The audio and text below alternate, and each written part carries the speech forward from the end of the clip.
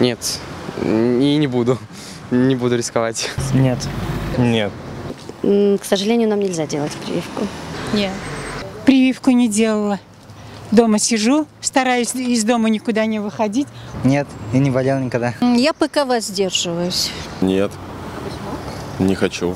Нет, прививку я не делал, потому что рискую. Мне кажется, наоборот. Из-за нее только будет еще хуже. Я не верю российским вакцинам, они не испытаны, у них нет паспортов. Нет, я как бы сейчас операцию делал, как бы мне сейчас пока нельзя. Ну и сейчас будет еще как бы нельзя, получается. Врач как бы запрещает это все делать. Ну кому можно, как бы пусть, если они хотят, пусть сделают. Это как бы выбор каждого. Надо прививаться, конечно. А вы делали прививку? Конечно, делала. Я же в поликлинике работаю. Да, уже вот сегодня вторую сделала. Я нет. Нет, я только с Уфы. Пока нет.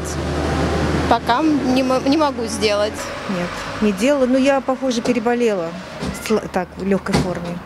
Поэтому прививку не хочется делать пока. Я уже давно сделал, уже в феврале еще. Многие приезжают без прививок эти. Я думаю, ковид-диссиденты, вот это, которые вот из-за них все вредно, зло.